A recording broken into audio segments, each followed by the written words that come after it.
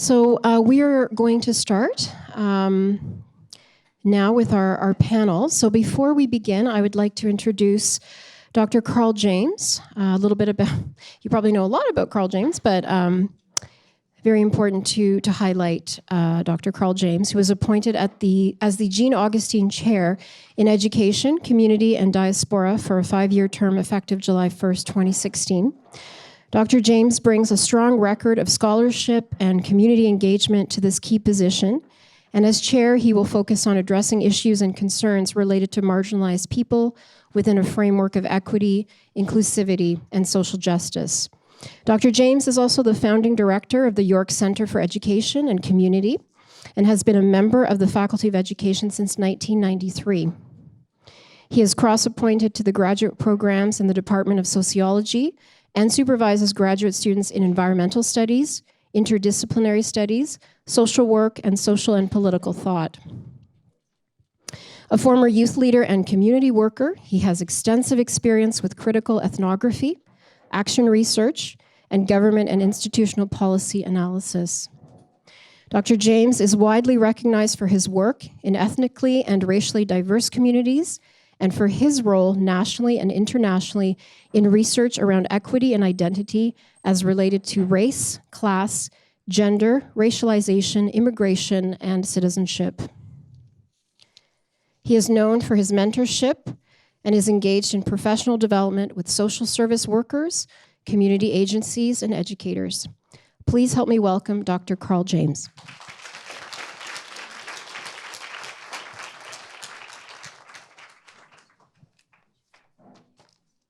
Thank you. Good morning. I'm very happy to welcome to York University and to introduce the panel today. And also, but I'm not introducing each person, Monica will, but I'm asked to. I'll give you a background. Yesterday, Associate Director Pauline Greywall talked about the We Rise project. We Rise Together project at Peel Region, and today we'll hear more about that project and how the Peel Board and one particular school has gone about trying to bring this whole discussion about race, equity, diversity, student relations into that school. It was about last December that I was called by Monica D'Souza to come and give a presentation, and I had this discussion about the We Rise and how we might think about race and racialization. And so Monica and I had a discussion about how best to go forward with it. And I'll leave it there. Monica will give you the rest, and so will the students. So Monica has been a teacher of English and drama with the Peel Board of Education for the past 14 years. She served as staff advisor to the first Black History Month Club at Mayfield Secondary School. Around this time, Monica's colleague, Melanie Barrett, introduced her to the idea of building more equitable classrooms through adopting anti-oppressive practices. And through this work, Monica has experienced significant personal discomfort and unprecedented connection and solidarity with many of her students and co-workers.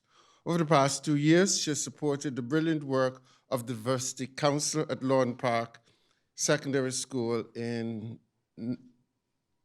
South Mississauga. In June, she received the Lauren Teachers Building Leaders Award. And Monica will be introducing the panel. Thanks very much for coming, and we're looking forward to the discussion. Hi, everyone. I'm just going to go down the panel so that if at some point you want to direct a question or you want to connect with someone afterward, you have a little bit of a better sense of their names, all of their names. So I'll just go from here. We have Yusra Al-Sharki, Danielle Venturuti, Janice Rue, Elena Lawton, Lisa Ngenda Genda, Mina Habaka, Yamna Al-Sharki, Miriam Dawood, Megan Adams, Leanne Al-Mashida, and Mahnur Khan. I really don't want to take up too much more time because it's all about them. I'm so glad you get to meet them today. It's your turn. Yeah.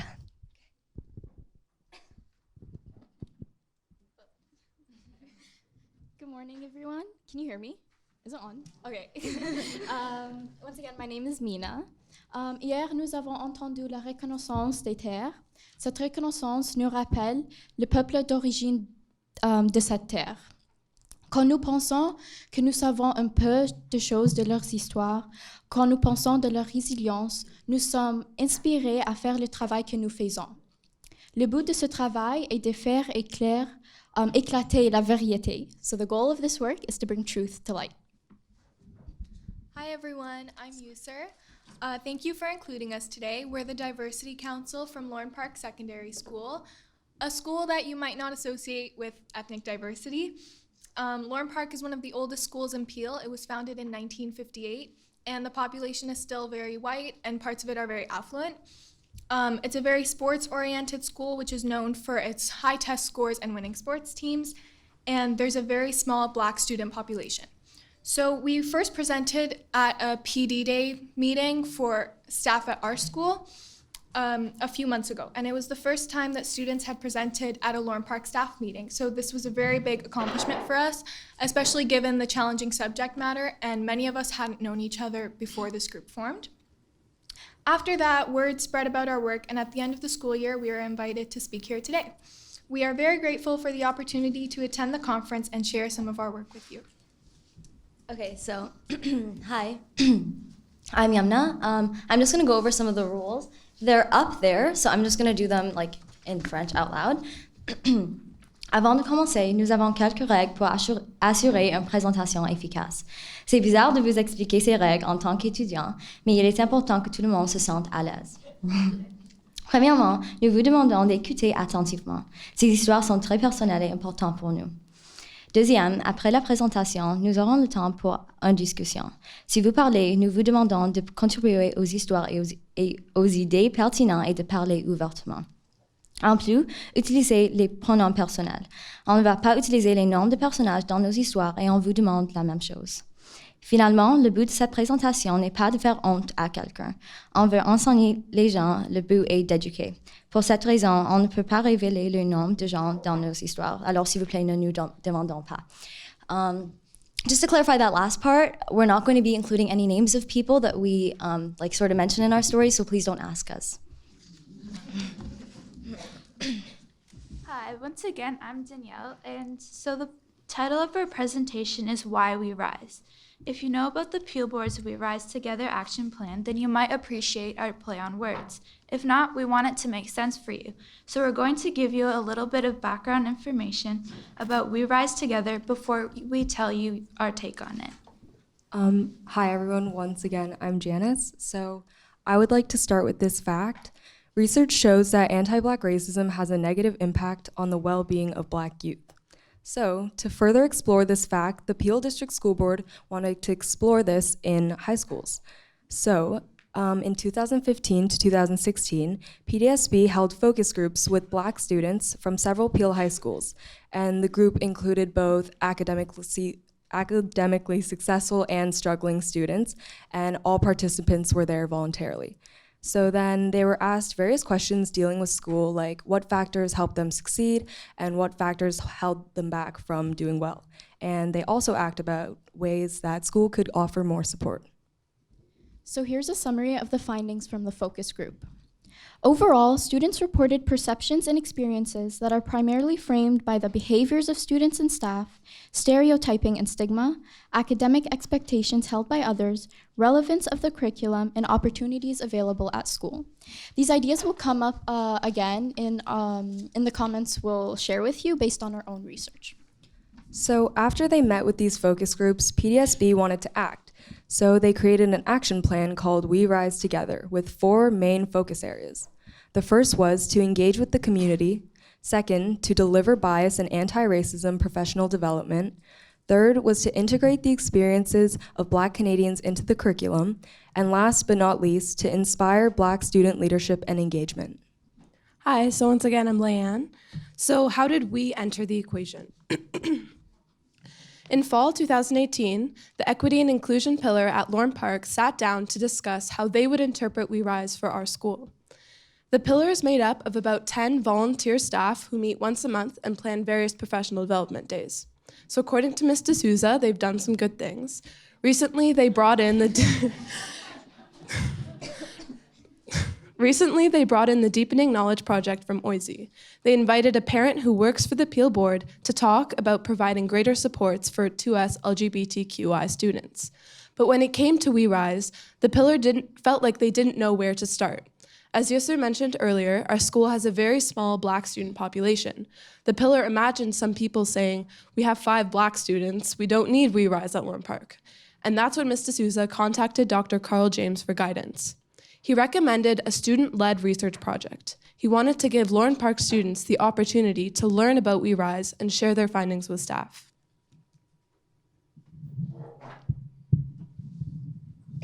Hi.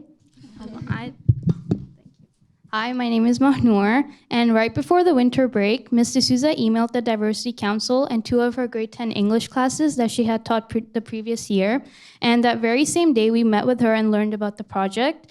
We also learned that we would be given the chance to share our findings at a staff meeting, which some of us were not very much into because there were some concerns raised by staff and students that we would not be able to complete this task in such a short amount of time.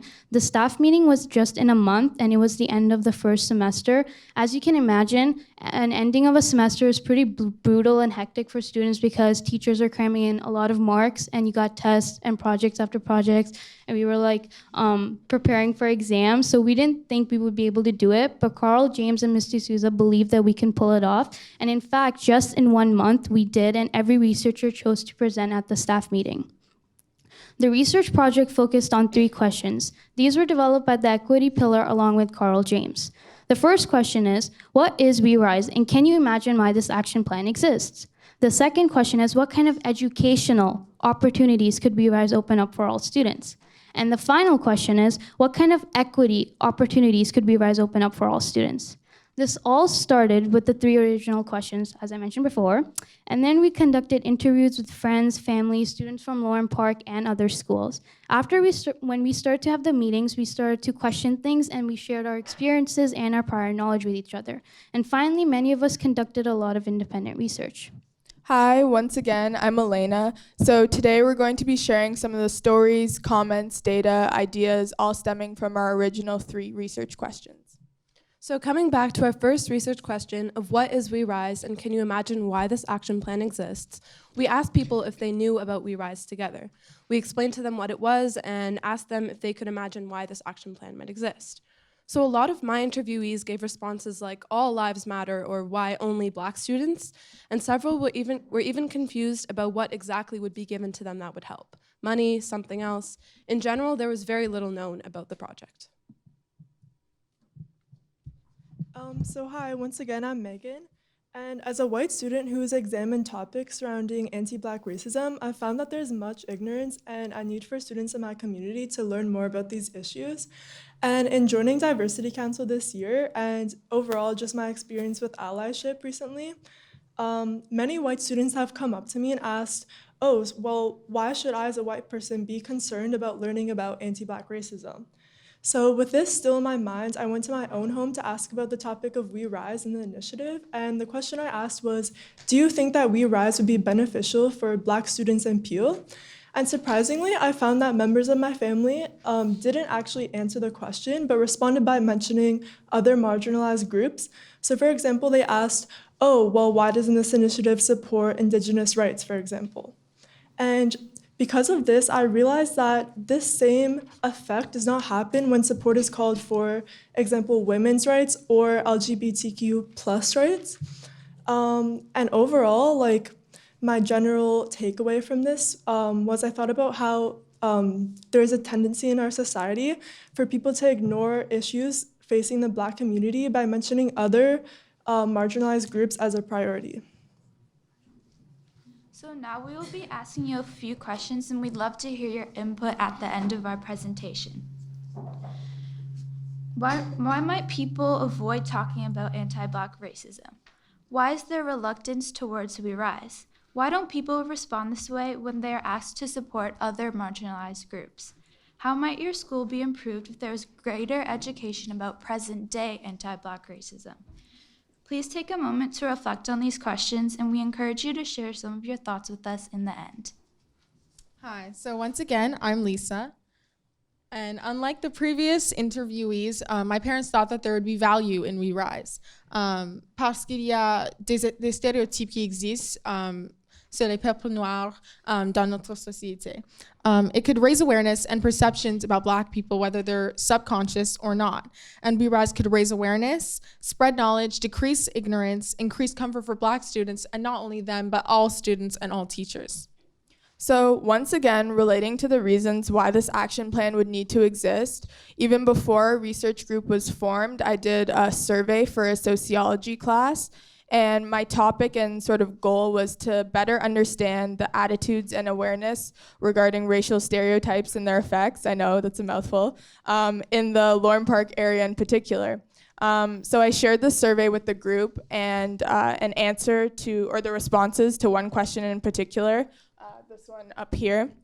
In your school, workplace, or community, which racial or ethnic group do you feel experiences the most frequent racial stereotyping? And I made it sort of an open answer rather than giving people a bunch of boxes to choose from. So I shared this, and I shared the responses, and when I was looking at the responses myself, I found an overwhelming number of them said Black people, African American, even though it's African Canadian, but I guess. So an overwhelming number and a good chunk of the answers were Black people as the group who experiences the most frequent racial stereotyping. And I thought that pointed to a clear need for something like We Rise, because if students who are often either bystanders to this stereotyping or participants in it, if they can recognize that this is an issue, and especially for the Lorne Park demographic, if they could recognize that was an issue, then that points to a clear need for We Rise.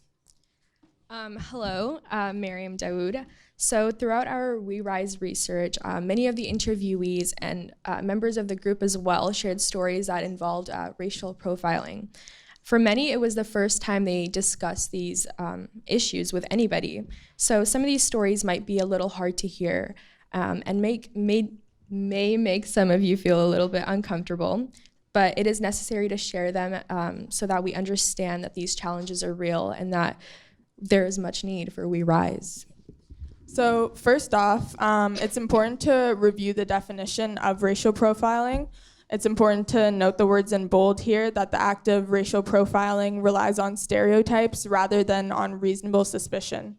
And it's also important to remember these stereotypes are not merely harmless word-of-mouth notions, but they have actual impact on people's lives that stay with people past a singular event. So we heard stories about this in our interviewees with students. So we hear about stories about students who leave their school all the time, but one specific interviewee left their school in part due to feeling like they were racially profiled. So he shared a story from the first year at his school when he was punished for fighting someone who referred to him as the N-word, and he was given a harsher punishment than the white male student who used the word. And the staff member involved in the scenario told the Black male interviewee to control his monkey friends, referring to two other Black male students involved in the scenario. And this student described that he was young and did not have enough courage to stand up for himself in the moment, clearly depicting the power imbalance and situations of racism at this Peel school. So in the We Rise documents, the focus group shared that teachers would frequently stop Black students and ask them about their whereabouts. Through personal experience, I've seen a distinction between questions asked of Black students as opposed to non-Black students. For example, there was actually a day when I was walking behind a group of Black male students, maybe like 2 meters behind them, and a staff member approached them and asked them what they were up to. And this became more than a random conversation and became more of an unnecessary inquisition. And they began to feel uncomfortable as anybody would and would try to withdraw themselves from the conversation. Knowing that they didn't do anything wrong because I was right behind them, I felt that I had to speak up for them because clearly they couldn't. And I wanted to advocate for them, but it was so hard for me to do so because of the power dynamic between a staff member and a student. So we also believe that it's important to recognize that when these things happen in a school setting, that they can remind a lot of us of experiences that we have outside of school as well. So to elaborate on this, I was sharing a personal story.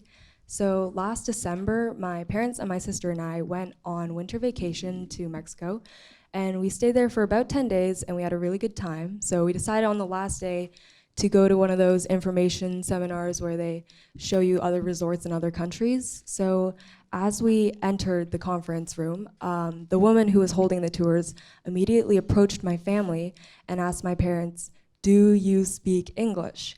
And after clearly stating yes, because even though English is not my parents' first language, they're more than able to speak and understand it clearly, the woman continued to over-enunciate and over-gesture everything she was saying, and she was saying, unless we're 100% sure that we're gonna sign, then we should probably leave. And after arguing a bit back and forth, the woman ended up not giving us a tour because she said, in her words, "There's no point of giving us a tour if we don't understand English." So it wasn't until we Rise that I felt at a place I could share this story with a group of like-minded students where my story could be discussed, not debated. And with this work, I feel like it's really important because it doesn't benefit just Black students. It can benefit a lot of other racial groups because it creates safe spaces where stories like this can be shared with others. So another thing we often see in schools is racial separation. And this is a term that comes to my mind when I see individuals being separated based on their race or ethnic group. Racial separation in classes can impact the growth and development of any student, and I'm sure you all know that. But there was actually a particular story that I had with one of the interviewees that I got to talk to. So he told me about the struggle of his Black friend in one of his classes. There was actually an incident where a white student had stated a joke that was unacceptable in the classroom, and so the teacher told the student to simmer down and not repeat the joke. But as soon as the joke was later repeated by a Black student, the teacher had asked the Black student to leave the classroom, and there was clearly a difference in the type of punishment the Black student got as opposed to the white student. And this actually resulted in the Black student not being motivated to go to that class and didn't want to go to that class and face the teacher anymore in a safe environment where he should have felt safe, right? So the difference in treatment of the Black student as opposed to the white student was clearly stood out to the student and stuck with him because he would often skip that class in particular and try to avoid that teacher at all times. And this can result in lower academic expectations and results, which are clearly important for students.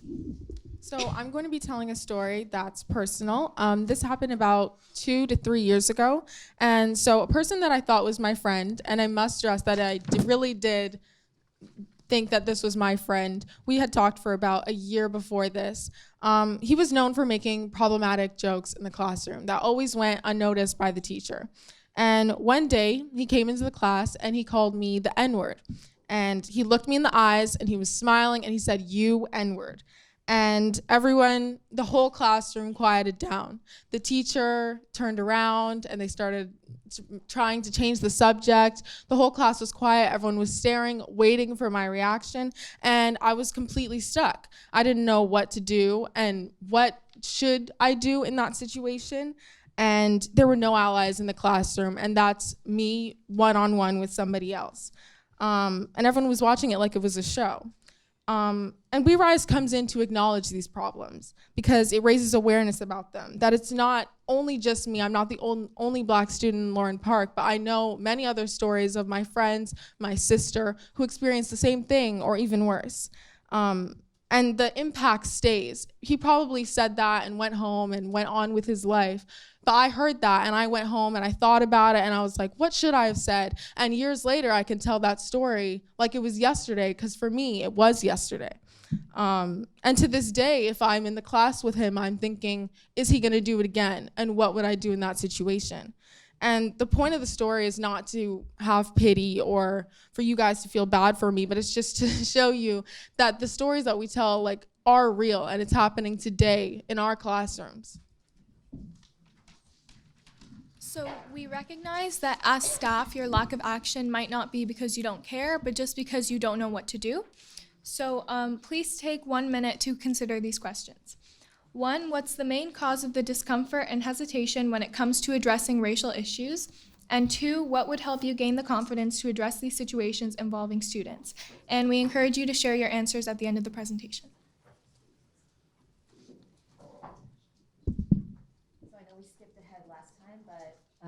If this time you would take a moment or two to reflect and feel free to turn to some people next to you if you want to share, that would be great. And then, like Yusur just said, we'll hear from you if you want to share anything with us at the end of the discussion. Okay.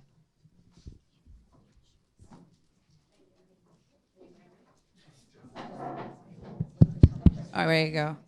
Hi. Sorry, just one sec. Panel, are you okay to accept a yeah? Oh, great. Okay. Oh, sorry. I'm still overwhelmed. My heart is beating really fast. I have a 14-year-old going to grade 9. I'm turning 15 soon. And he had the same experience you had. And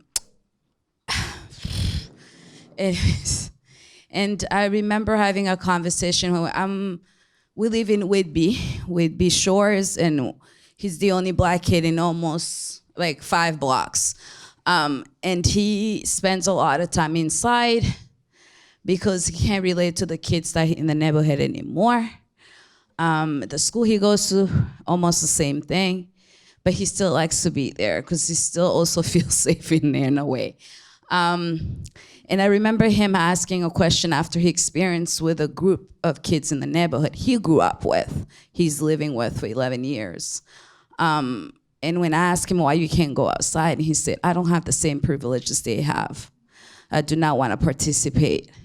And he then later on told me what they said to him. They call him the N-word. They say, if we're to get caught, if you beat me, you go to prison. I just go cry to my parents, right? So the same thing you just said, it doesn't matter the socioeconomic, right?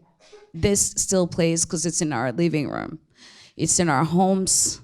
It's within our environment. And it's up to us to change it for every person. So I asked him, what would you make you feel safe? That's the teacher in me, right? Not the parent anymore that wants to just cry.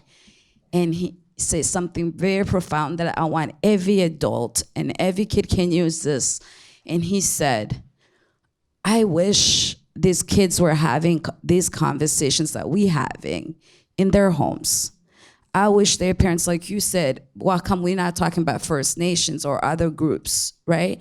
But if they were having conversations about other groups, not just Black, he said, I will feel safer walking in these streets in my neighborhood where you pay your taxes, like you said.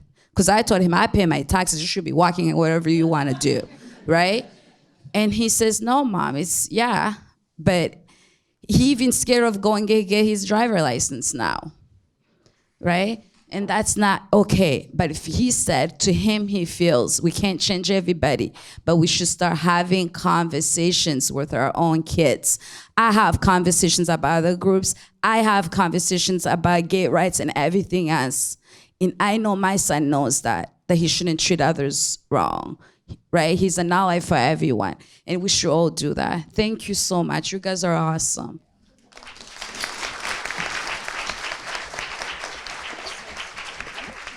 Thank you so much for that. We are going to move on, and we'll get back to the panel. Okay.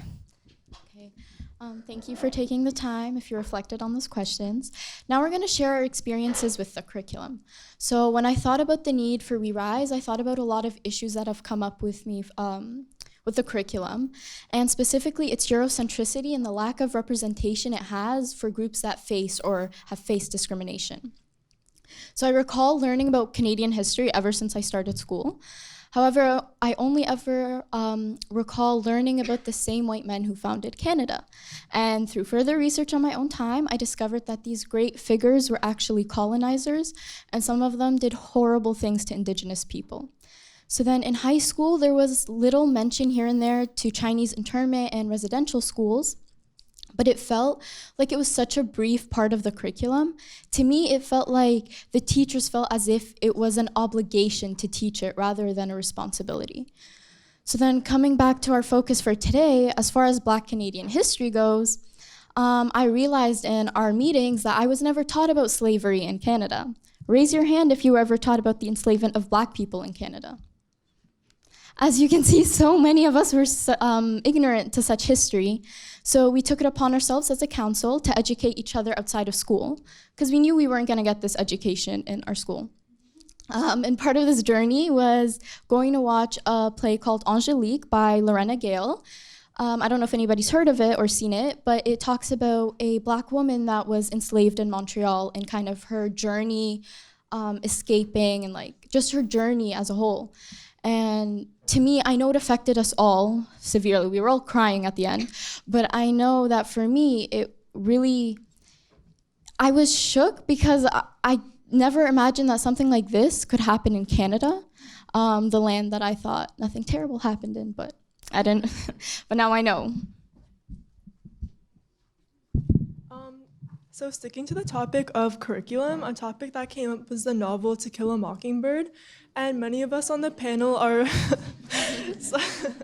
familiar with it as we studied it in grade 9. And I know all of you probably know that the plot is built on the subject of systemic and overt racism and the overall experiences of Black men in America during the 50s.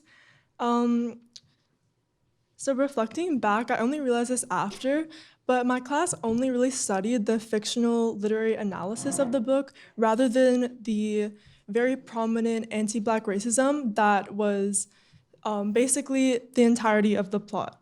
So I realized that this is probably uncomfortable for the teacher to address, but I feel as though it should have been addressed due to the fact that these issues are still ongoing and are not solved in our current society.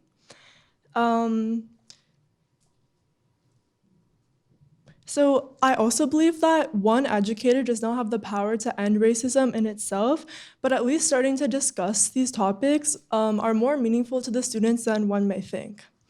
And I do realize that the experience of the main character in the novel is not one that could have been shared with my mainly white class at the time, but the fact that the teacher did not even address this experience was almost like she was saying that it didn't exist and does not exist. And I'm saying that in the present due to the fact that the inequality and injustice of our justice system and the overall overt racism still exists today and has not been solved, as I mentioned before. And I honestly will not remember the lesson plan from that year, but the thing I'll always remember is the blatant ignorance from someone who I was supposed to trust as an authority member, and that will always stick with me. So drawing back to what Megan said, in my grade 9 English class during our To Kill a Mockingbird unit, a student actually brought up the topic of police brutality in one of the discussions we were having. Someone then brought up the Michael Brown case, and once this was brought up, the teacher continuously called Michael a thug, therefore saying that the police had the right to shoot him. As you could imagine, the whole class seemed very uneasy after hearing this. A student then raised his hand and stated that it was very unfair and quite out of line for the teacher to be saying that. But the teacher responded by belittling the student and completely ignoring his views and basically trying to end the conversation altogether and brush it off as if it was nothing. I remember this was the first time that I had a teacher talk about police brutality in school, and I was absolutely horrified to hear her say this to a group of young people, especially since her authority had such an impact on people's minds. I was worried that it would contribute to the problem overall. And although I was happy to hear the student stand up, even though his views were suppressed. And I was also disappointed to see that the one time that we did discuss issues like this, it was handled in such a way. So after hearing some of these stories, you may be thinking to yourself, if we witness and see these things and we feel so passionately about them, why don't we speak up or say anything? And we as a council have discussed that we do want to stand up, but we're afraid of the repercussions because there is a law on the line, and there can be a law on the line for us. And an example of this that we've discussed a lot in our meetings is times when non-Black students are seen saying the N-word.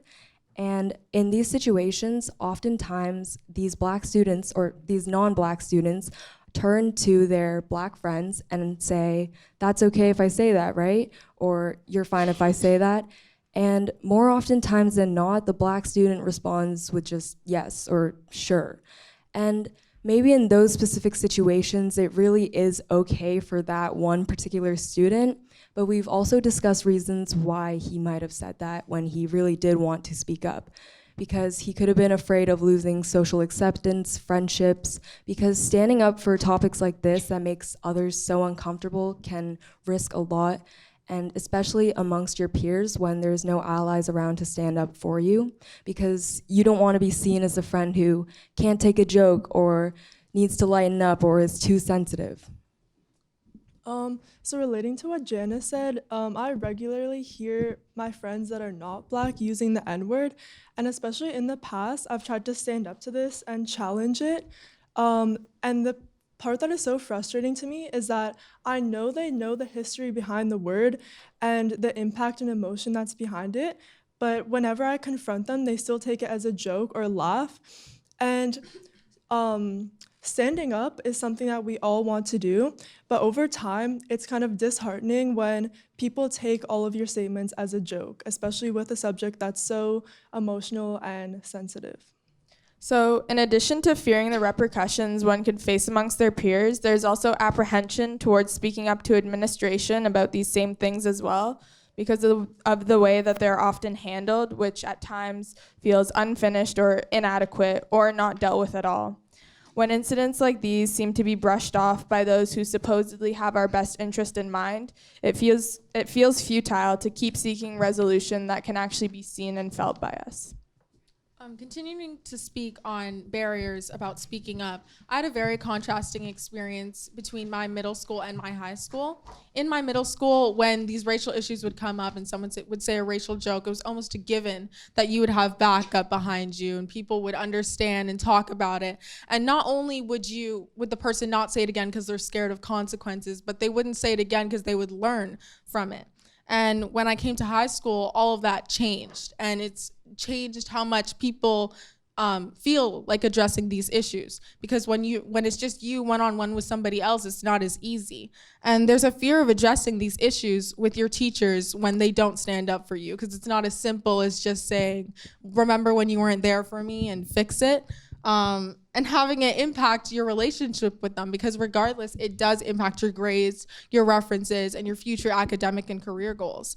And whether or not we want to admit it, there is a power dynamic that exists that stops students from addressing these issues. Just to show exactly how prevalent these issues are, many of us on this panel have been personally targeted by racism at school.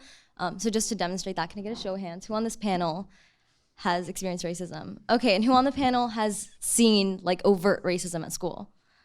So I think this just all goes to show that while we might not say something in the moment, these acts of racism really do have their toll on us. And another thing with that is, as teachers and as educators, it also goes with it that your contributions also do take a toll. So if you guys contribute in a really, really positive way, it can make such a huge difference for students like us that experience these things every single day. So while our research proves that racism is alive and well, there are many who actually believe that it doesn't exist. In our research, people told us that we've solved racism, there's no need for this. And there's people that also tell us that this work doesn't really matter anymore. So one specific white person who, when I told him, don't say the N-word, responded with, this is our word, and it's racist that you're telling me I can't say it. And I've even had people say that discussing racism and fighting for social justice is the problem in itself. When we were making this presentation, we've had a lot of updates from our last presentation because we've had responses. Because recently we've been getting a little bit of media coverage on our presentation. And the more people that hear about it, the more students are more comfortable talking to us about it. And recently, the guy that did call me the N-word, I hadn't talked to him for, I think, 3 years after that. And then he responded to a picture of all of us at our last conference, and he said, "What is this?" And I explained exactly what it is for what it is. I said that it's us giving our students perspective on the racial issues that come up in our school. And he immediately jumped to conclusions and said, "You're gonna try and censor the whole classroom, trying to limit my freedom of speech, and sooner or later, no one's gonna be able to tell a joke anymore." And he's hiding behind the law to be hateful. And it seems like he might do it again. And that's really disheartening, because if anything could have come out of that situation, it would be him learning from it and maybe not doing it to somebody else. But he said he knows it might be triggering, probably referencing our situation, but it's his freedom of speech. And a lot of the time we hear this excuse that it's the law and that it's legal and you have the right to say whatever you want. And technically, yes, you can say whatever you want, but it comes down to how good of a person you are if you're that comfortable making other people uncomfortable.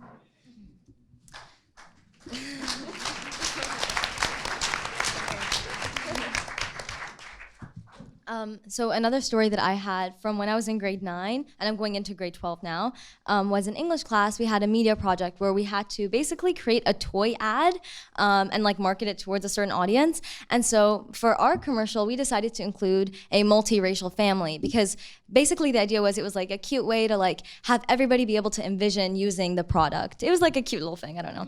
But when I went and sat down after the presentation, the kid in front of me kind of turned around and he was like, 80% of Canada is white, right?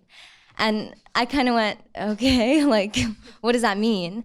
And he just said, well, people are gonna wanna see white people in the commercial. And so I asked him, well, as a white person, would you be upset to see non-white people in a commercial? He said, no, like, I just think we'd prefer it. And he said, I'm not racist, I just have a racial preference. So I just think that really goes to show people really do not understand what racism is, like as a whole, especially students. So there really is a need for work like this to educate people. So looking back at what Lisa and Yamna just mentioned, a lot of people do believe that this work is an assault on freedom of speech. And yeah, that's their fundamental right. So there's actually a poll that was posted on Instagram by a white male, and he asked people to respond to the question, should people have freedom of speech? And of course, I'm always eager to answer questions like that, so I took the time to talk to him about how freedom of speech is important, but when your freedom of speech hurts other people for generations and the pain doesn't go away, then is freedom of speech your answer to spreading hatred? Are you going to use the law to defend your actions of hurting other people? And he goes, you can actually see his, I blocked out his picture and his name, but you could see his answer. And he said, the problem is, who decides what is hate? And that's actually a really funny question, because I don't know how to answer that. Like, who decides what is hate? If your words are hurting people, then is that not hate? And if people are telling you that those words are hurting people, then you should, internalize that and look back at what you said and fix it. So I think that one question that is really important to address is, does legality correlate with morality? And I think that often in history, we see that it doesn't. And it's time to look back at it and truly address it. Another thing we discussed is, and I think this is especially relevant today because I know we've got a lot of allies in the room. There is an issue with allyship when people people come from like a positive place where they try to tell you, are you sure that's what happened? Like, you're not reading into that wrong. And obviously, like, maybe they're trying to make you feel better about, maybe that wasn't the intent of the person, but I think, like, for all of us, we've discussed, it's really helpful when people don't try to argue with us when we're telling our stories. If you weren't there, you didn't feel it, you don't know, right? That's just that's what we agreed upon.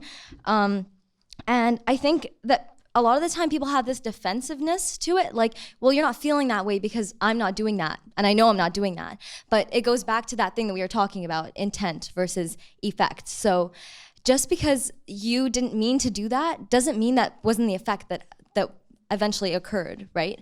And the major issue with this is people try to hide behind, gaslighting. Like, they try to hide behind, you didn't feel that way because then we don't have to acknowledge that it happened, and now we don't have to solve the problem, right? So even though it might not be the intention, it actually is a really, really big problem because it really deters all the work that we're trying to do. And on the topic of intent versus effect, that is one of the barriers about telling teachers about these issues. So I do have a story about that. A student in my old school put the N-word in his social media biography, and it wasn't just the N-word, it was I hate N-words, and it was brought to the attention of the principal. And this is just another example of how you could have really good intentions with really bad execution. So the principal heard about this, and he called every single Black student to the office on the loudspeaker of, like, the whole school heard it, and it was just, can you please report to the office, and Black students just rising and going to the office. And people were realizing that pattern, and when we got there, it was just him apologizing to us, the principal apologizing to us about this. And later on, I went out with them, my friends, and completely outside of a school setting, and this boy came up to me, with the same boy who put the N-word in his bio, and he came up to me and my friends, him and his friends, laughing, and he said, so the principal told me I have to say sorry to you, so I'm saying sorry to you. And it was just super uncomfortable.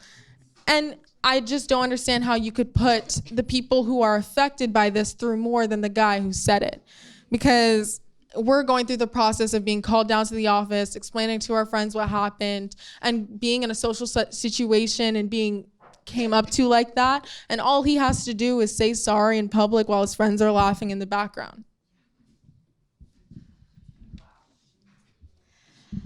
So sometimes what I feel happens is people will choose their own comfort over actually addressing issues or talking about them. And I have a specific story about a teacher who's been an amazing ally, she supported our work. But there was this one incident, and I know Yamna had this incident as well, where we talk and she'd always tell us to not say race and say discrimination. And a specific example is I had to research a question for my anthropology project. So I wanted to research, is reverse racism a myth or a reality? And when I proposed this to her, she was like, I think you should change it to, is reverse discrimination a myth or a reality?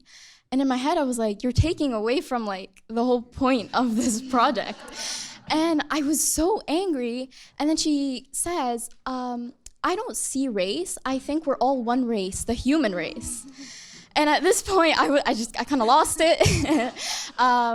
But yeah, and then she tried to support her argument by saying that if I say reverse racism, then I might have to present to only her and a few students, because this can really trigger some students in our class. And in my head, I was thinking, like, if you're supporting our work, and if you think there's a need for this work, why can't I bring this into the classroom? So a lot of the time when we share stories, people sort of, like we said earlier, people kind of think that it's just our interpretation. So it's really important for me to stress before this story that everything I'm sharing is exactly what was said to me. Basically what happened was I was talking to a teacher about this work that we were doing, and the teacher said to me, oh, I'm really glad I'm not gonna be there for that. And I was like, why? Like, what's wrong with it? What is the problem? And he essentially told me, well, I don't think I really want to be there in a room when you're talking about supports for Black students, because he said, I don't think Black students really need supports. And I asked him, like, can you elaborate on that? And essentially he said, Black students don't need supports because they don't know how to benefit from them. And he continued to say, the reason immigrants like you and I don't face these same struggles as Black students is because our culture isn't lazy like theirs. So for me, that story and just that experience, it cemented the idea that we really need to be doing this work, because there are educators in the school that feel this way overtly and aren't scared to say it, which, I mean, for me is frightening. And when you hear this story about this teacher, you know his intentions and you know that he has that mindset. But just by looking at him, you wouldn't know that. And just by having a conversation with him or just being in his class, you wouldn't know that. And obviously I have the opportunity to be here and I learned that, and now I can steer clear, but that's not the same for every Black student in our school. And that's how me being treated a certain way without knowing that he had those intentions could be me thinking that that's okay because it's a figure of authority. So I do have another story, and this is me and Mina were studying in a library outside of class during class time because we asked to be outside of class. And it was before a test. I was studying for a test that she had already taken, and we were hyping each other up and saying, like, if I can do it, you can do it. And this teacher heard this and he interrupted our conversation and he said, that's not necessarily true. And he proceeded to say that not everyone is at the same academic level. If Mina can do it, it doesn't necessarily mean you can do it. You may be more athletically privileged than Mina, and maybe she's more academically privileged, and that's okay. And I said, but that's not the case, and we are at the same academic level. And at this point, I had never been put down at that level before, and I thought it was a joke that I didn't get yet. So I started saying, if anything, I'm more academically privileged than Mina, as a joke because I was fully uncomfortable. And he said, now you're being cocky, and that's the last thing I wanted for you. And this is the first time I'm ever even talking to this teacher. He doesn't know me, and he was genuinely concerned about me becoming cocky and going out into the world like that. And it just goes to show that he has these stereotypes in his mind that he's projected onto me. And he truly believes that it's in my blood to be cocky. And he wanted me to be an exception to his stereotypical reality, that I'm gonna not be cocky, that I'm gonna be lesser than Mina. And I know that now. And now when I see him in the halls, I'm not gonna have a conversation with him or be analyzed again. But not every Black student knows that, and they may have a situation like that I had, and not know that's not okay. And these stereotypes are so harmful because for many they're self-fulfilling prophecies, where the things that we see projected by others become the way that we see ourselves and the way that we act. And that wasn't the case for me, but I'm not the only Black student in Lauren Park. And it also impacts their mental health because it shapes the way that they act, because they feel that there's no point in trying to prove otherwise if everybody already thinks that. So on the topic of the stereotype of the inherently violent Black male, one that we've discussed a lot in our meetings, I started thinking about the connection that the stereotype has to the historical lynching of Black people.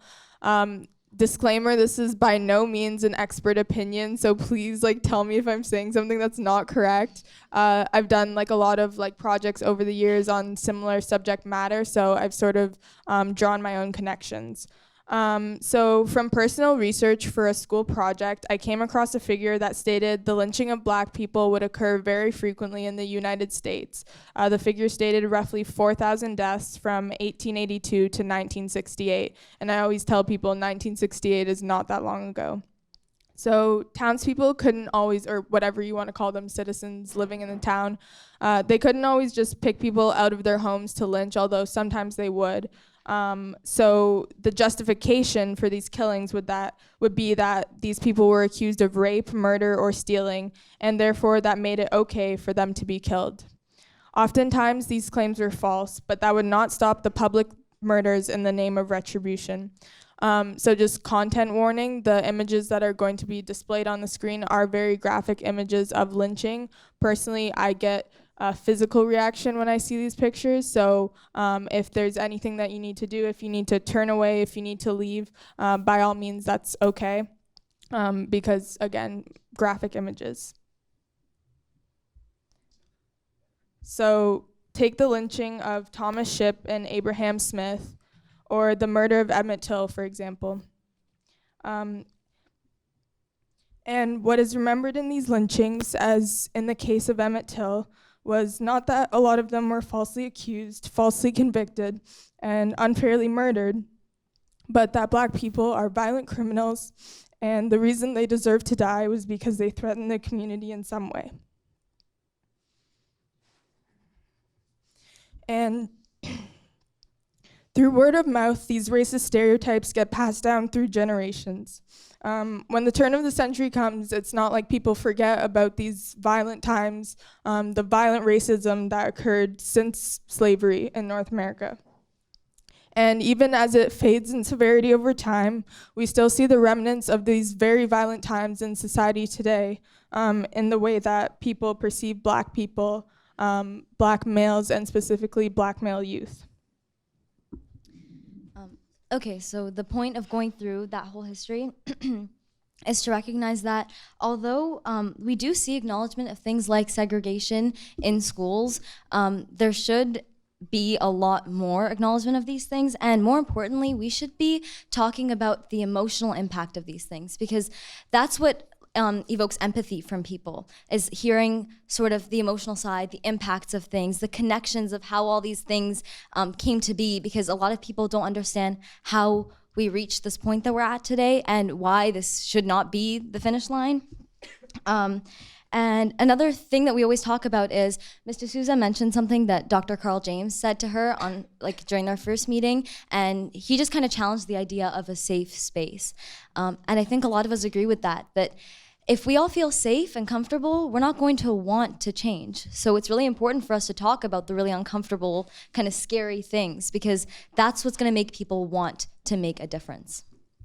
In our group, we've come together and we've started with anti-Black racism, and we've completely branched out. And we hear each other's stories and experiences that we haven't had.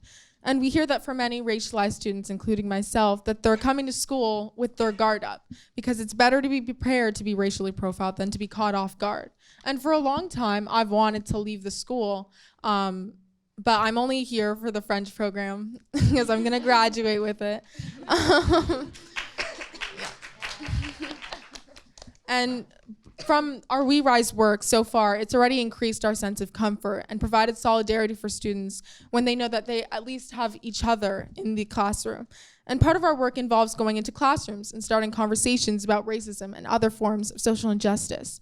In June, we delivered a lesson plan on an episode of the Netflix show Explained, and we asked students if they could see similarities between their communities and those in the states impacted by the racial wealth gap. And to be honest, we didn't get a lot of responses, and the responses that we did get consist of that the problem only really exists in the US, and then Canada, everything is different. And although we faced various forms of pushback, we continue to focus on the idea of planting seeds. When we think about this idea of planting seeds, we think about the people who are sort of on the fence, who haven't yet been conditioned to think one thing over another. We sort of think, and we've discussed, if we get to them first and show them what some people care about, they'll feel that it's okay to cross over from the passive ally zone or the neutral zone into an active role. And I want to thank Rania for that visual from yesterday. That's where I got those terms and added them. So we think those are the people who benefit a great deal from the actions that we take and the things that we say. Those people who cringe or wince when they hear racist comments, when they hear non-Black people using the N-word, but don't know much more than the fact that it makes them uncomfortable. Those are the people, and for what we do, the students in classes that we present to, that we hope to empower in some way. And sometimes, this is something that I've also discussed a lot in our meetings, I get frustrated knowing there's no way to convince certain people out of their opinions. But what I remind myself is it's more important knowing the more people you can get on the quote-unquote good side won't lessen the quote-unquote bad side, but it will strengthen the good side. And that's sort of a bad explanation, but again, from the presentation from yesterday, there was a quote that said, we be many and they be few. And I thought that encapsulated it well. I think we'll get to where we want to be by building with those who support us, rather than expending all of our time and energy on those who are just constantly trying to bring us down. So to add on to what Elena just said, this goes for students and staff. We know that there are many teachers who are doing their part to challenge oppression, for example, Ms. D'Souza or our principal, Mr. Craig Kaslik, who've supported us through all of this work. But hopefully this work will encourage even more to join them, because as Elena said in the comment made earlier, you can't change everybody's mind, but you can at least try to get more people on the good side. We Rise reflects the school's willingness to improve and address racial issues directly. This shows other marginalized students that racism won't be tolerated in the classroom, which is something that has affected students like us. Pour moi, ma participation avec We Rise m'a donné une voix que je cherchais, mais n'ai pas pu trouver. Ce groupe a réuni de nombreuses personnes extraordinaires qui s'écoutent et se soutiennent mutuellement. J'avais déjà pensé à déménager les écoles car je ne m'étais pas toujours sentie à l'aise, mais être capable de trouver ce groupe de personnes m'a fait être respectée et bienvenue. Je crois qu'il fait la même chose pour tant d'autres étudiants et la communauté de Peel.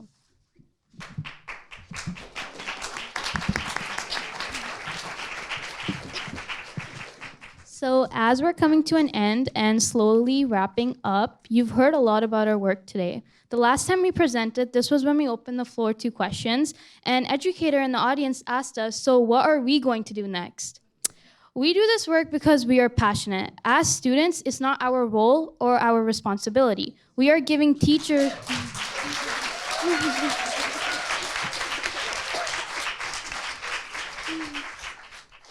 We are giving teachers a student's perspective on the racial issues that are in our school. It's your turn. What are you going to do next to become a stronger ally? We know you're going to talk about this later on today, so here are some things we would like to share for you. We would like you to keep in mind. Firstly, admit when you don't know something or you haven't lived a particular experience. And secondly, learn more about the topics we've raised today. Be humble and ask someone with lived experience, preferably an expert. For example, 2 weeks ago, we met with this wonderful person. Her name is Brianna Rivard. She is an art therapist. She identifies herself as queer, and she is Black. We loved everything she had to say to us, and she taught us about so many things, such as gaslighting, white fragility, race as a construct, intergenerational trauma, and self-care. It is important to understand that if we can spend our summer vacation doing this stuff or work, you can do more too.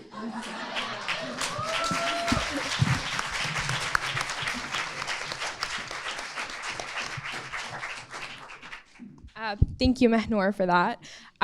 So as she said, it's your job as educators, mentors, leaders to empathize with all of your students of color and really truly become their allies. So for some of us, we are dealing with social justice battles on a daily basis, on social media much more specifically. When you call people out, because it has to be done, right? You have to call people out when they're wrong, and sometimes it can get heated. People can be upset, defensive, but it has to be so calculated, because one false word on our behalf will paint us as super sensitive, Marxist, and libtard. And these are terms that are often spread on social media to social justice warriors. There was actually an incident where, excuse my language, a guy called me a hoe because I called him homophobic.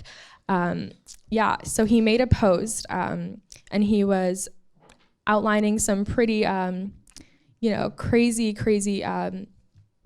sorry, this is like super personal, crazy, what's the word? Yeah, ideologies regarding the LGBTQ community. And, I truly can't stand for that. So I was like, that's homophobic. You shouldn't be saying those things. You shouldn't be spreading it to your followers who are internalizing them. And so, as I said, social media can get heated and names are called. And you only see a tiny part of the story. And they jump to their initial feeling rather than getting to know the entire story before truly coming to a conclusion. In tune with empathizing with your students of color and becoming their allies, My parents have always supported this work, and they want to support me as far as I go in this. But at one point, it does become about my mental health, and they say you're making yourself anxious and you're being negative and it's taking over your entire life. And they're not wrong, because every time that you tell a story, you relive that experience, and you have to put yourself back in that place of feeling stuck, or if you should have done something. And in our school, it's almost always just me, usually the only Black person in the room, to fight my own battles. And it is exhausting to have to constantly say something. But I still choose to speak about this to adults and my peers, because it may not have been a choice to experience it, but it is a choice to spread the awareness about it and to help other people with it. Because this work it's not really about us anymore, because we're in grade 12 and we've experienced it, but there are going to be other Black students going into our school, and that doesn't necessarily have to be their experience. And when I was younger, it was a lot easier for me to fight for these things, because I really wasn't that educated about it. I just know you shouldn't say things. So I'd be like, you can't say that because you can't say that. But now that I've grown older and I've learned about it, it's even harder to fight for it, because people choose to say these things knowing the history of it. And that's just that much more hurtful. And I feel like it's so different than bullying, because you could bully me about what I choose to wear, but I chose to wear it. And you didn't choose your identity. And when someone targets that, it's a whole different situation. And I feel like it's so easy to fight for other people, because you take yourself out of that equation. But when you're fighting for yourself, it's a much more personal experience. So like Lisa said, it's a lot to fight for yourself. Of course, it's a lot to fight for other people. We know a lot of this can be exhausting. As we've heard, it takes a toll on your mental and physical health, but it's an additional thing to be fighting for your own self. And, not to be really self-centered, but there's an additional strange sort of uncertainty in where I stand and where I'm allowed to stand with all of this being anti-Black racism because of my biracial identity, I guess you would call it. And this is something that I thought of yesterday on the way to the bathroom. So thank goodness I had too much iced coffee, because I wouldn't have thought of it. My experience in one analogy is that it's like a puzzle that I've been trying to put together, only to find in the end that somebody hid half of the pieces. Hopefully that sort of explains it a little better. So that being said, there's no doubt that I feel very strongly about racial issues, Black issues, and always have and always will continue to. And that comes from my connection to my mother, who is Black, and the side of my family that's Black. There are things that my mom has told me about her experience, living in Jamaica first and then immigrating to Canada when she was fairly young. And then there are things that make me understand her experience. And then there are things that happen now when I'm out with her that we don't even have to say anything. We just look at each other and we know we're feeling the same weird feeling about being looked at a certain way in a certain store. So all of that makes me understand her experience, and that's what makes it deeply rooted in me. And it sort of at times feels like her experience, I'm living it through her. So something that happened recently, my cousin, at a barbecue that we were having for my little cousin's 9th birthday, with the side of my family that's all Black, my older cousin, who's the same age as me, was telling us about his recent trip to New York and saying that he might want to move there when he's older. And my uncle was saying to him, no, you don't want to do that. The United States is not the place for Black people. And all of us were sort of like, yeah, like, okay. So then to sort of, like, my cousin was really, like, firm in his decision. And so my uncle told a story about the first time that my grandma took the three of them, my mom, my aunt, and my uncle, to the United States. And my uncle said he was about 9 when this happened. So my mom is the oldest. She would have been a little bit older. And then my aunt is in the middle. So they drove to Buffalo, just across the border. And for reference, for myself, like near Walden Galleria, which I've been to a bunch of times. So I was like, okay, that's really close. I don't like that. So even though this happened years ago, it's important to remember that the bloodline of this person didn't just stop. They likely had kids or had a sibling or had friends who had kids. So again, it goes down through the generations. So they got out to go to a gas station, and my uncle went in to get like something. I don't know, I forget what he said. And the gas station worker said, "You N-word, get out of here," and chased him out. And he said this was when he was 9 years old and the first time he went to the United States, and that's the first thing that he experienced across the border. And that was his way of saying to my cousin, it's always been this way. It's not going to change quickly, so I would advise you not to decide that you want to live in the United States. So all of these things, all of these experiences makes anti-Black racism, just to give it a name, because I feel like it's something bigger than can warrant a name. It feels like something I could never not care about, never not be deeply affected by and deeply hurt by, because it can, has, and will continue to hurt people that I love. On the other side of that, I struggle with my privilege, being light-skinned, looking a certain way, and sometimes I feel guilt in the midst of feeling very sad about all of this. And as you can imagine, that's a very conflicting set of emotions to feel. So in the middle of often being the only one in a class to address people saying racist things, saying dumb things that I'm just like how do you think like that? Whether it's in a class or just in the halls, at parties, wherever it is, while I'm the only one addressing this sometimes, I constantly have all of this baggage too. So the point of this is that empathy is so incredibly important, because there's so much beneath the surface that not just Black students, but students of color often hide behind: composure, eloquence, whatever it is, that's not always shown but is always there. As your role as an educator and an ally, I think it's important to remember that you need to speak out when necessary. Si vous voyez des élèves dans vos classes être racistes, n'oubliez pas qu'il s'agit d'une forme de harcèlement, et si vous n'intervenez pas, vous êtes devenu un spectateur de la situation. Stepping in and making it clear that racist language is not tolerated would be a great start. So again, know that speaking out is key, because these experiences often leave many of us feeling like school is not a safe place. When teachers fail to address racist jokes, comments, and behavior, we're left to infer that staff do not care, or care more about their comfort than ensuring a safe space for certain groups.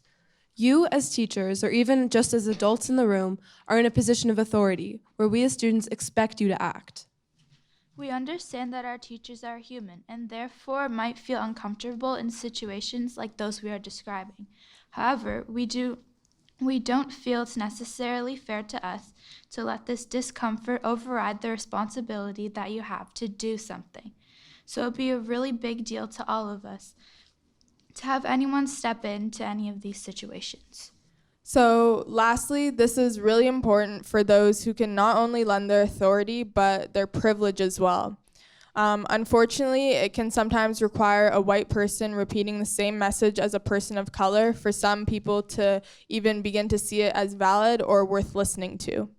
That means that there are some people that those of us on this panel will never reach, not because of our message's content per se, but because it's perceived differently coming from us as people of color than it would be coming from someone who is white.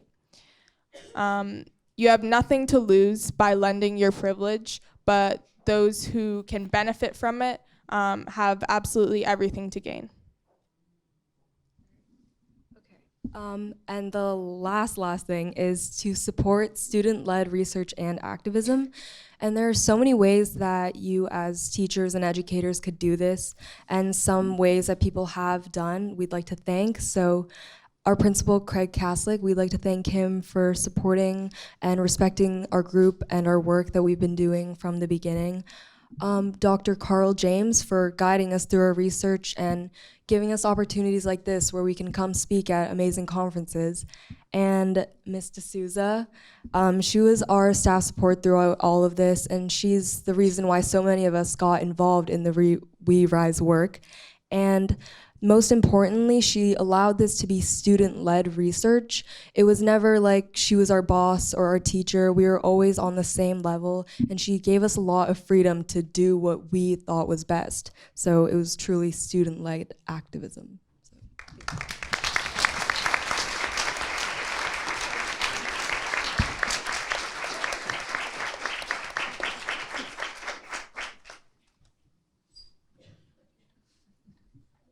Follow us on Twitter.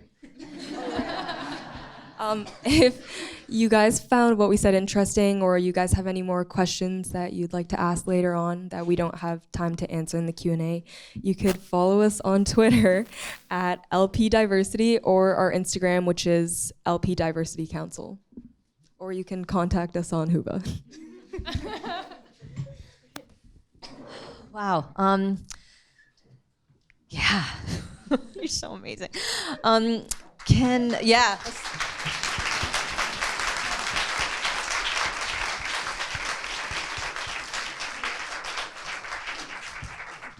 So I'm sorry, I'm not aware of the time, but I think we have some time for opening the floor for anyone who would like to. 11:30? We have 15 minutes. Amazing. Okay. Fantastic. So I already see some people coming down to the mics. And maybe if we could just allow folks to, if anyone wants to see the questions that we had up earlier, but I feel like there's probably so much that is percolating that you can respond to, or that you might want to ask about, that maybe we don't need to go back. So we can just get to it and start. I'm going to cry. Thank you, all of you. This was profoundly moving. I'm a mom of boys, and I'm missing the boys in your group. So I wondered if somebody could talk about that. Basically, when we started our group, it was really hard to get people to join because a lot of people don't see this as like a positive thing. And when we started our group, Ms. D'Souza came to us. She sent out a mass email to a lot of students to join, and it just ended up being that we had all girls. We have invited boys to join, but they obviously they're not here right now. But I think our responses and our everything that we've said today is valid without the view of a male.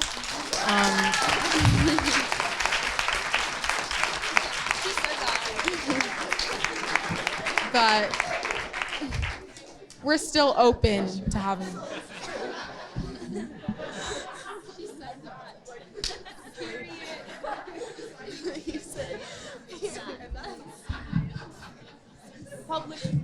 Okay, we have another question or comment. Mm-hmm.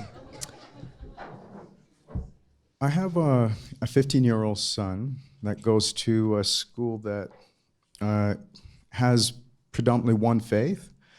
And when we went to the orientation when he first got into high school, we didn't see much of we didn't see anything of ourselves or other identities. It was based around this particular faith. They had trips going to Europe to explore the oppression that that particular group experienced and so forth, and it sounded amazing, even though I wanted to go and so forth.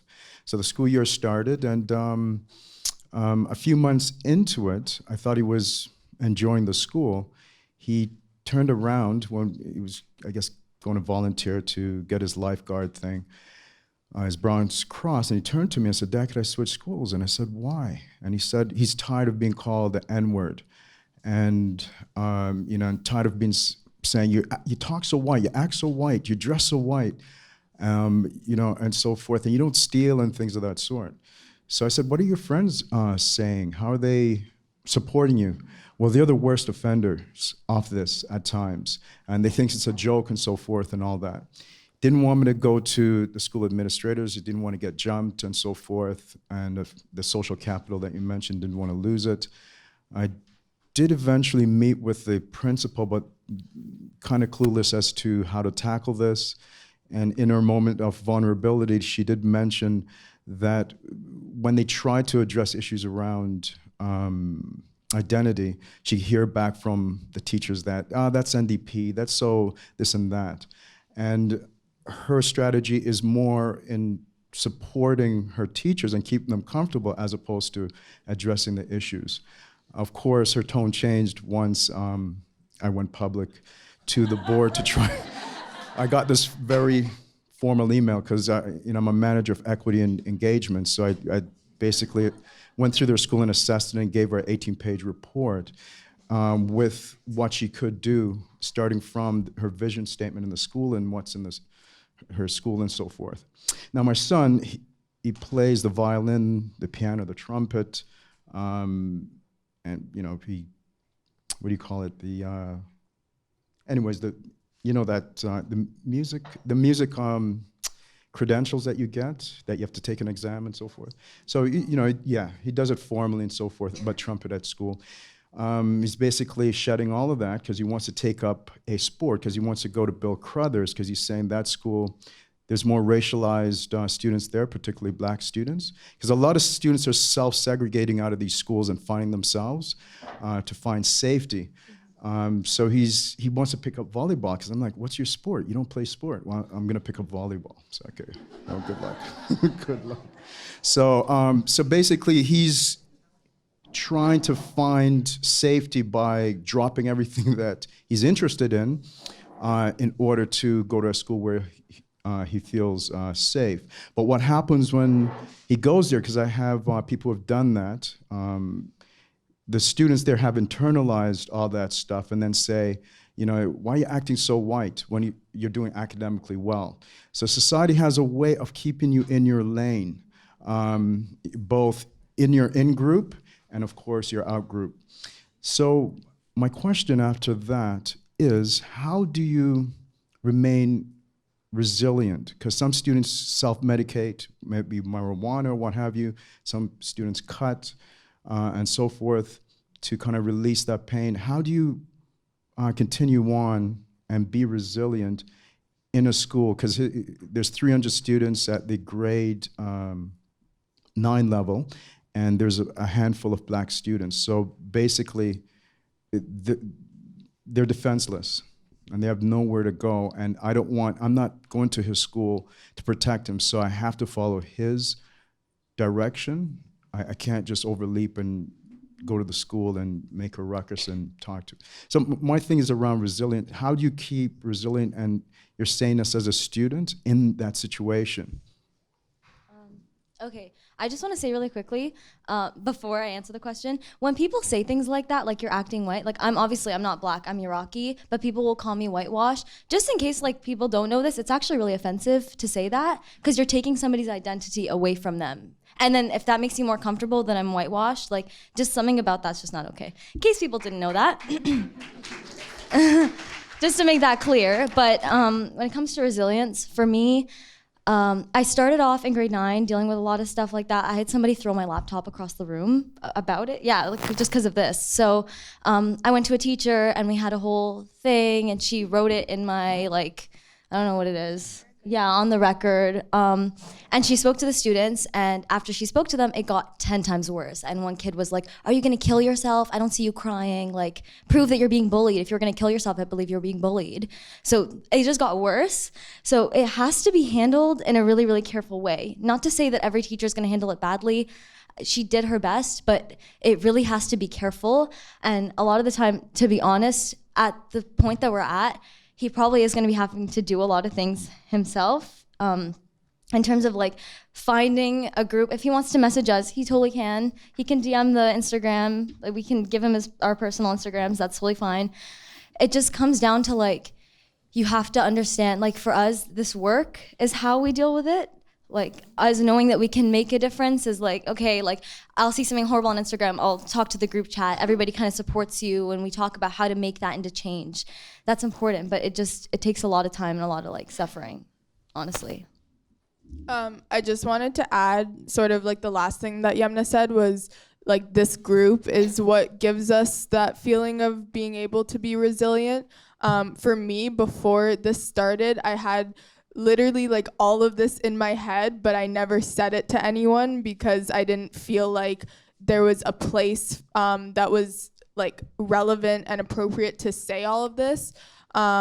So when we started having our discussions, first of all, it was like sort of like venting, and then it turned into feeling like I was like doing something proactive about it, and that has helped me not be at ease, but be more at ease, because it's never gonna be okay, but it can be slightly better knowing that there are people next to me who are gonna support me. So that's not a perfect solution because we don't know the situation. We don't know if your son will have that opportunity to connect with people in the way that we've been lucky enough to do that. But definitely having people by your side, as cheesy as that sounds, it really does help. Hi, can everyone hear me? Okay, great. How are you guys feeling? All right.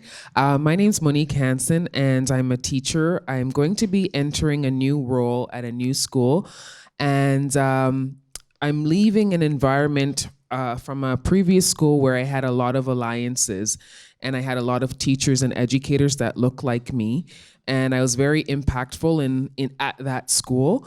So I'm entering a new school where it's kind of the opposite, where I can maybe count on my one hand, where there's a lot of educators that look like me. And I'm a person that likes to take social justice to a different level when I enter a school environment. Having that said, the environment that I'm going to be entering into is very white, very privileged, very affluent.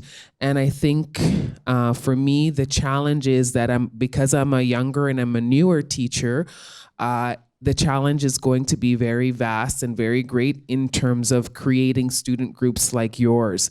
So my question is to you all, as well as the educator that you also have on the panel, how do I do that without running and screaming and people regarding me as the crazy Black young woman who wants to ruffle feathers? So how do I do that without having those negative stereotypes attached to me? But I can't, of course, but how do I do that in terms of being impactful? I think the best advice I've ever been given is to have the students be at the forefront of it has to be student led, so that I'm really a support to them. You know, I am here to help cut through any red tape, hook them up with, spaces and people, and it might help a little that I taught English. I mean, it definitely helped that I taught English and drama before Diversity Council came together, because obviously it was so easy to have that curriculum that was already in place. Well, I mean, it was, I couldn't avoid talking about social justice with any text that we read. I would love to talk to you more about how you can do it. I don't know what your teachables are, but I'll be doing language, history, and geography. Totally, yeah. And it's is it elementary panel? No, I'm doing grade 7 and 8. 7 and 8, yeah. Intermediate. So I feel like you do your job however you feel it feels right for you, and you'll start creating that environment, right? You'll hear who's in your class. They'll be having the conversations, and then, I don't know what in terms of self-care as a new teacher, I don't know how much you would want to carve out around. I go to the gym all the time. Extra. I more meant how much time you might want to spend in terms of extracurricular involvement. Like right now, I don't work at the same location where the group is, so I come in from another location and we meet, and that's a little tricky sometimes. But if you had a lunchtime club or something after school, I have so many ideas I'd love to share with you, so we can connect as well. And I know I'm rambling, but I think when in doubt, ask them what needs to be done. Where do you feel the need is at your school? Nobody knows it better than they do, right? Thank you so much. Hi. Oh, do we have any? Does it work? So I am, and I think this is a little bit obvious, but I'm a middle-aged white woman, straight white woman, I should add, because that allows me to stand in a position in my school with a tremendous amount of privilege, which I recognize. I would say 90% of the kids in my school are racialized. That's a lot. And I spent 8 years teaching in the aforementioned athletic school that the student thinks would be a better place to be. And yes, it has Black administrators, and yes, it has a lot of Black teachers. But over half the students in that school are still racialized, right? So this is, and I'm just saying this because this is the reality. And you've clearly given us a picture of the impact of that reality and the consequences of that reality. So what I want to ask is, somebody mentioned this, one of you mentioned this, and I'm glad you did. It's come up a little bit yesterday as well that I heard. But it's this notion of white fragility. And I can't, and I find myself in a position where I'm totally comfortable talking about whiteness and white race. And if I get up and do PD at my school and I talk about whiteness, it doesn't go well, ever. And so how do we then mobilize your voices to make the teachers understand that, you know, when we talk about marginalization and the students who are pushed to the margins, that it's that whiteness and white supremacy that is pushing them out there, right? So we can't really deal with all these issues on of marginalization until we talk about the real problem here, which is whiteness. How do we get students comfortable and prepared to have those conversations, or should we?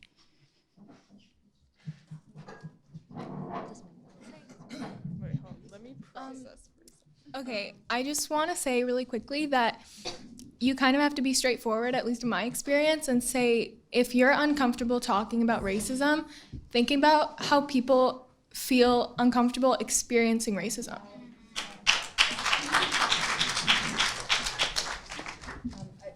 Honestly, until they came together and Carl gave us the idea, students had never spoken at a PD, at a staff meeting before. So you're at a high school. It's kind of amazing, I think, that maybe it's a little bit of an easier space to imagine people who are a little bit older being at a staff meeting. They don't stay for the whole meeting. They don't hear any of the stuff that's strictly our stuff, teacher stuff or confidential.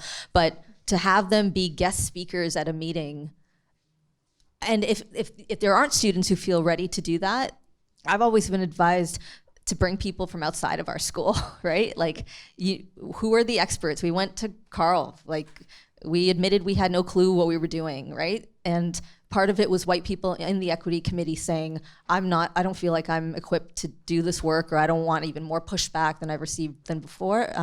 So call in the big guns. Like, and we have, I mean, they're sitting in this room, a lot of them. We have a phenomenal equity department in our board with fantastic resources.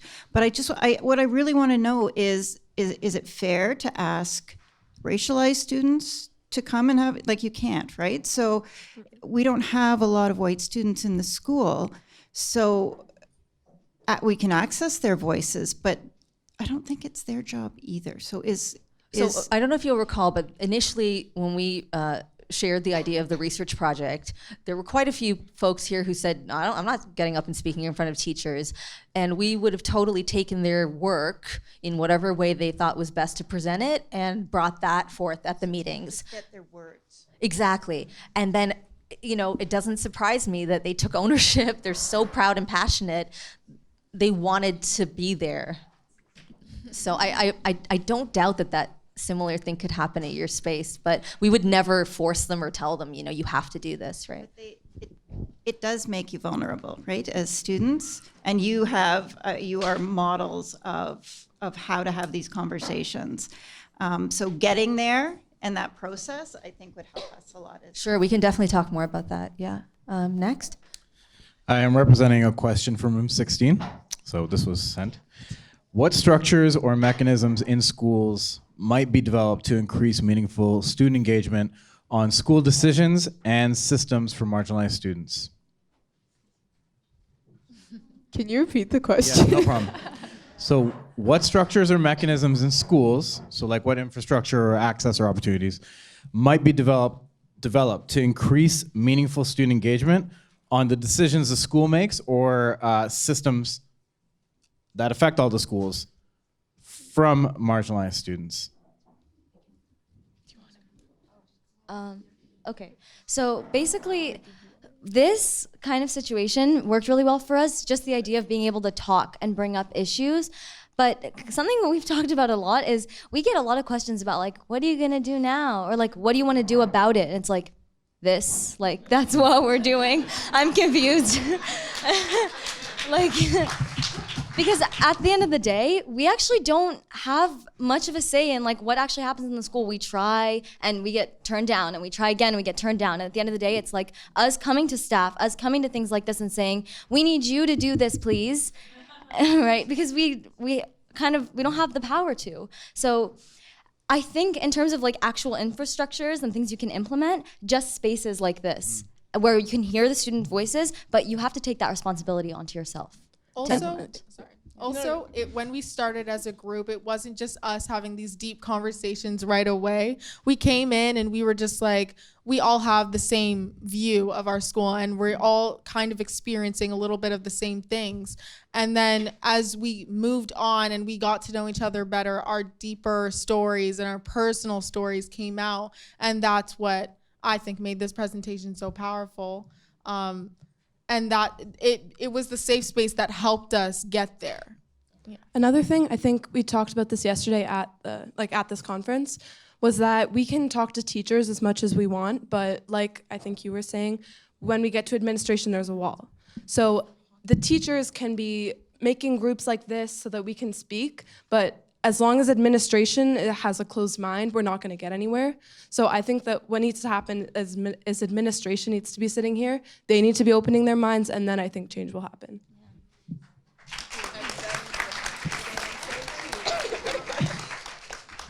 Is there anyone else on the panel that wanted to respond, or? It's okay. I was just gonna say another thing. I think a lot of people, like, as you heard in our presentation, like, even people that don't want to come to terms with the anti-Black racism in our school, they still, like, are aware of it and have it in their minds. So I think one thing that stood out to me yesterday was a quote that the longest journey is from your head to your heart. So I think just continually being open about talking about these issues, like, within your community. Like, when people have the chance to empathize and hear, like, real, genuine stories, like, they can have this awareness and have it travel to their heart, and then that's when real change can happen, I feel like. Hi there. Hi. I want to first of all thank you all for your leadership. It's not inspiring. I don't like that word. I think it's super powerful to see a group of young people speaking about their truth, and so in such a way that I think many of us cannot even begin to articulate. My question is about how young is too young. So I have a 3-year-old, 4, going on to 20 actually, but she is, it's hard to raise yourself, like I'm seeing myself for my 4-year-old. She is starting kindergarten in September, next week, but she's already started to ask me about race. At 3, she asked me, is she Black or is she white? She'll point to the TV screen and tell me that she likes the white girls on television. She's getting it from daycare. And for me, I'm caught in this place of how do I protect your innocence but prepare you? And so thinking back to yourselves, I know that I only started talking about these things later on in life, and I wish that I had the opportunities to speak about these things younger, but I always ask myself, how young is too young? Maybe thinking about how could it have been talked about in your elementary ages, and when did you need it most? Thank you. For me personally, my parents didn't really talk about race when I was very young, but I wondered about it a lot, and I didn't really understand it. And seeing from our media how there's a much lack of representation, I wasn't in a good mindset about my confidence of being a Black girl. And I wish that I did have. Obviously, I can't say I wish it was in the media, but I wish that I did have those conversations. And I feel like the age that she starts asking is the age to start talking about it, just so that she's not wondering and then placing herself as a lower possibility because of what the media says. And just to add to that, I really like what Lisa said, the age that she starts asking about it is the age to start telling her about it. I think there's a very particular way in which you want to do it, because you don't want it, like the first thing that she hears, to have like a negative undertone to it, even though it is difficult to talk about. And that could sort of be like the inclination at first. I think something that would have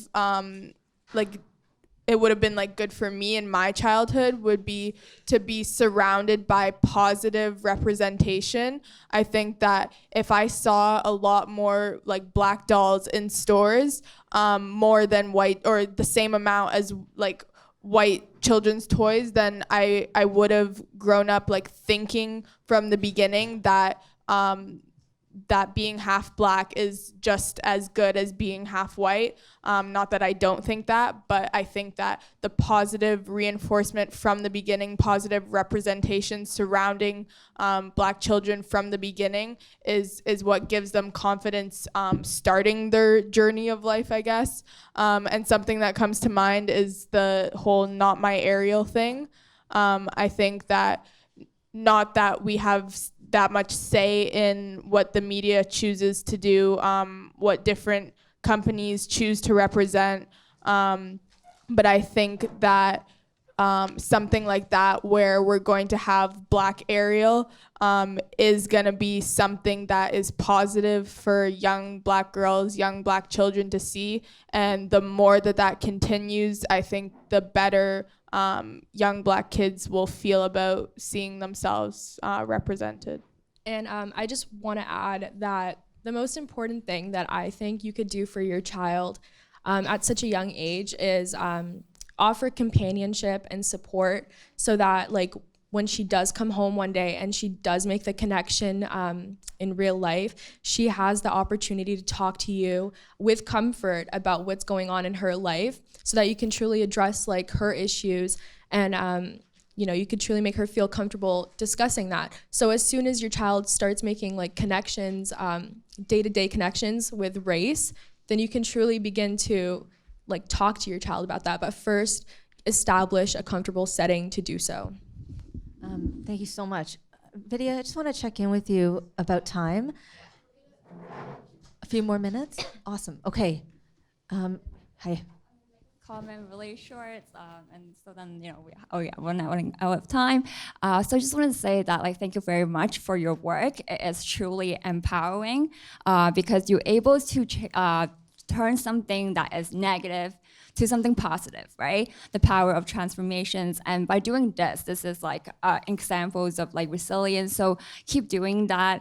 And because when when young people, students see you being there, they will feel more empowered and they want to, share their experience and speak out. So I don't think I should put you in a position of what should teachers do or what should be done. I want you to reflect on your experience. What is one thing that you learned the most from this project, or what is some challenge? And if you have the opportunity to do this again in the future, what you have done differently?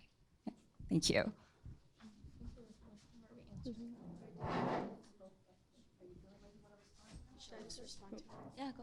Okay, I think one thing that I truly learned from my friends is like the the generational like pain that's associated with racism. It like never goes away. Elena was saying, you know, she didn't go through what her mom had to go through, but she still feels what her mom felt.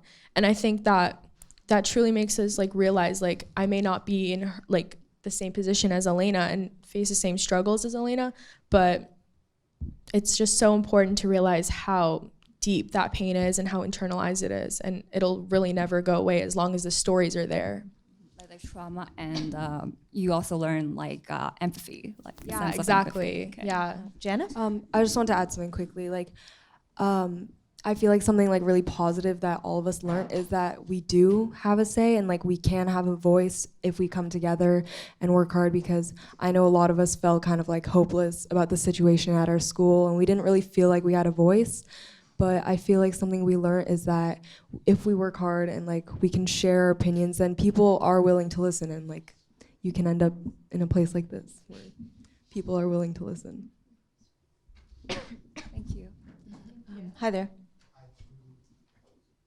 We on? I too want to thank our panelists. You've been awesome. For me, I'm experiencing a bit of a tension right now. I totally believe in student voice and the power that that has to be transformational in our schools.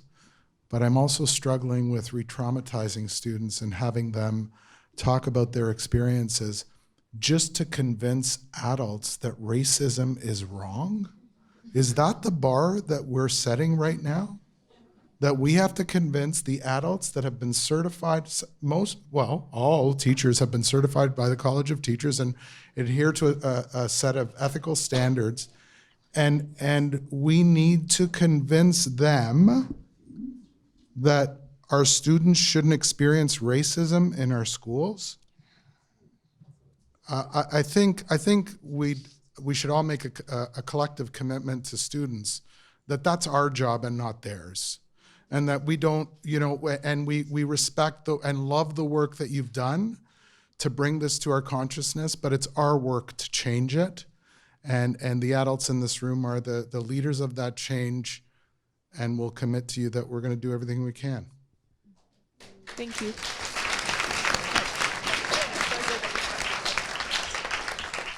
Does anyone on the panel want to respond to anything that you just heard?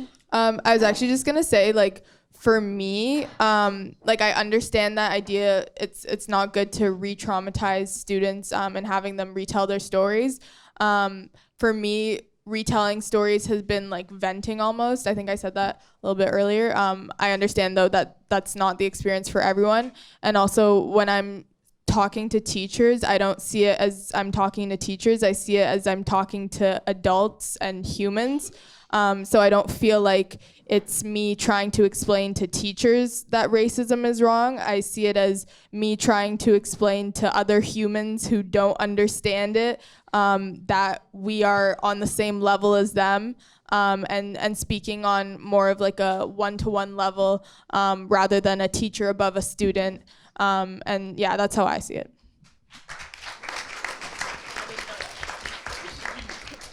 And to add to that, I think it's important that as educators and all members in society, whatever role they have, is to acknowledge that we're all equal human beings, and that hierarchies are created by, Einstein, like he said, politics is more difficult than physics, and hierarchies are just things that people invent, and they're just illusions that we create, and that we should just develop our gifts throughout life, whoever we are. And I remember when I was in a course with Carl James, he told us the problem is with the person. So who owns the problem? And it's really important that we are courageous to role model, what it means to be diverse and to stand up for ourselves and for others. And sorry, I'm going all over. It's okay, thank you for that. Did you have a question, or? I think just to wanted to share. Continue to be who you are, and to allow everyone else to be empowered by our humanity. Thank you. So I just wanted to say a huge, huge, huge thank you to this panel. If we can please put our hands together for this panel.